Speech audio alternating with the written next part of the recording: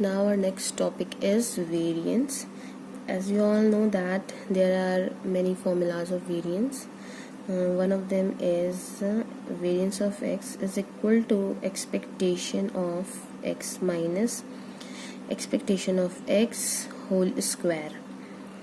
And एक formula इसका और है expectation of x square minus expectation of x whole square. x जहाँ पे कोई भी रैंडम वेरिएबल है और e जो है वो डिनोट करता है एक्सपेक्टेशन को. तो वेरिएंस के जो फॉर्मूला हैं वो दो केसेस में अलग अलग तरह से यूज़ किए जाते हैं. एक है हमारा डिस्क्रीट केस के लिए. अगर डिस्क्रीट केस है तो जो वेरिएंस का फॉर्मूला होता है वेरिएंस ऑफ x.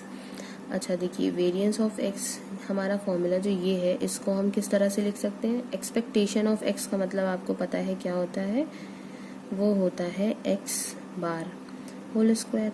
तो दैट मीन्स हमको एक्सपेक्टेशन निकालना है इस टर्म का. तो इस टर्म को यूज़ करके हम वेरिएंस ऑफ x का फॉर्मूला भी निकाल सकते हैं, क्योंकि ये वेरिएंस ऑफ x है वो इसके बराबर आ रहा है. और इसको एक्सपेक्टेशन का फॉर्मूला अगर आपको पता होगा डिस्क्रीट के केस में तो उसका यूज़ करके आप यहाँ से वेरिएंस ऑफ x निकाल सकते हैं. तो देखिए, variance of x is equal to expectation of x minus x bar whole square. तो expectation of any variable open होता है डिस्क्रीट के केस में समेशन रेंज ऑफ x. फिर जो वेरिएबल यहाँ पे होता है उसको हम रखते हैं. तो यहाँ पे जो है ऐसा तो सिंपल फॉर्मूलाज में x होता है, बट यहाँ पे x minus x bar whole square है तो हम x minus x bar whole square ही प्लेस करेंगे. और साथ में क्या होता है, इसका PMF होता है इंटू PX. तो ये हो गया डिस्क्रीट केस के लिए. अब अगर देखा जाए कॉन्टिन्यूअस केस के लिए तो वो होता है variance of x is equal to expectation of x minus x bar whole square is equal to integral range of x minus x bar whole square fx into dx. fx इसका है pdf and dx जो है वो x के respect में जब हम integrate करते हैं तो ऐसे लिख देते हैं. तो ये हो गया हमारा वेरिएंस. अब वेरिएंस की कुछ प्रॉपर्टीज होती हैं जो कि आपको याद होनी चाहिए. प्रॉपर्टी नंबर 1 है कि वेरिएंस अगर किसी भी कांस्टेंट टर्म का हम निकालते हैं तो वो हमेशा ज़ीरो होता है. ठीक है, तो अगर आपको ये चीज़ चेक करनी है तो आप देख सकते हैं वेरिएंस. अब एक्सपेक्टेशन के फॉर्मूला में क्या होता है, ये देखिए, ये होता है ना एक्सपेक्टेशन ऑफ x की जगह पे आएगा c minus expectation of c whole square, क्योंकि x की जगह पे यहाँ पे c आ गया है. अब आपको ये पता है एक्सपेक्टेशन ऑफ x ये हो जाएगा c minus expectation of any constant is constant whole square. Then c minus c हो जाएगा 0. तो यहाँ पे आ जाता है वेरिएंस ऑफ c इज 0. इसकी सेकेंड प्रॉपर्टी है variance of x plus a.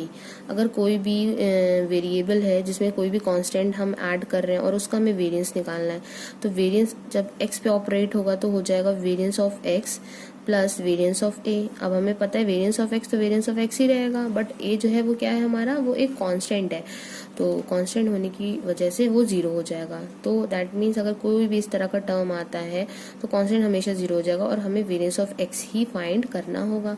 तो ऐसे ही सेम अगर सब्ट्रैक्शन के टर्म्स में हो तो वो भी वेरिएंस ऑफ x ही आएगा. और अगर आपको इसका प्रूफ चाहिए तो इसका एक प्रूफ मैं करके दिखा रही हूँ. Variance of x plus a, then minus के फॉर्मूला आप लोग खुद सॉल्व कर सकते हैं. Expectation of x plus a minus expectation of x plus a whole square. अब एक्सपेक्टेशन x प्लस a तो ऐसे ही रहेगा, बट एक्सपेक्टेशन इन दोनों पे ऑपरेट हो जाएगा. तो एक्सपेक्टेशन ऑफ x जो है वो यही आ जाएगा. देन ये माइनस एंड प्लस होके माइनस हो जाएगा और expectation of any constant is that constant.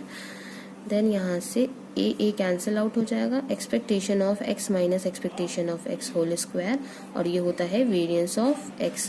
तो ये हो गया इसका प्रूफ. अब जो माइनस वाले फॉर्म का प्रूफ है वो आप लोग खुद सॉल्व कर सकते हैं. तो यहाँ से हम एक बात और बोल सकते हैं कि जो वेरिएंस होता है किसी भी फंक्शन का वो होता है independent of change of origin. अगर आपको पता होगा कि चेंज ऑफ ओरिजिन और चेंज ऑफ स्केल क्या होता है, कोई भी अगर रैंडम वेरिएबल है लाइक दिस, उसमें हम कोई भी कांस्टेंट ऐड कर रहे हैं या कुछ भी ऐड कर रहे हो या सबट्रैक्ट कर रहे हो, तो उस चीज़ को हम बोलते हैं चेंज ऑफ ओरिजिन। तो यहाँ पे हम देख रहे हैं कि अगर हम चेंज ऑफ ओरिजिन करते हैं, ऐड कर दें या कुछ भी सबट्रैक्ट कर दें और उसका हम वेरिएंस निकालते हैं, तो सिंपली हमारे वेरिएंस पे कोई भी अफेक्ट नहीं पड़ता है। दैट मीन्स जो वेरिएंस ऑफ एक्स होगा वही वेरिएंस किसका होगा, एक्स प्लस ए का होगा। अब इसी तरह से हम देख सकते हैं चेंज ऑफ स्केल के लिए। अब प्रॉपर्टी 3 आती है हमारी वेरिएंस ऑफ ए एक्स। देखिए चेंज ऑफ स्केल का मतलब होता है कि कोई भी रैंडम वेरिएबल है उसमें हम कोई भी चीज़ मल्टीप्लाई कर रहे हैं या फिर कोई भी चीज़ उसमें क्या कर रहे हैं, डिवाइड कर रहे हैं, दैट इज मतलब एक्स अपॉन ए। तो इन दोनों के देखते हैं वेरिएंस पे क्या इफेक्ट पड़ता है। अब आपको ये पता ही होगा कि वेरिएंस से जब कोई भी कांस्टेंट बाहर आता है तो उस पर स्क्वायर हो जाता है, इनटू वेरिएंस ऑफ एक्स हो जाएगा ये। और वेरिएंस ऑफ एक्स बाय ए, जब 1/a बाहर आएगा तो 1/a square variance of x हो जाएगा। तो इससे हमें ये पता चलता है कि जो वेरिएंस होता है और अगर उस वेरिएंस में हम चेंज ऑफ स्केल करते हैं, चेंज ऑफ स्केल करेंगे तो उस वेरिएंस पे अफेक्ट होगा। मतलब variance of any random variable is affected by change of scale. तो यहाँ से देखिए दोनों ही क्या हो रहे हैं, चेंज ऑफ स्केल से अफेक्ट हो रहे हैं। तो ये दोनों केस हो गए, ये मल्टीप्लिकेशन के केस के लिए है और ये है डिवीजन के केस के लिए।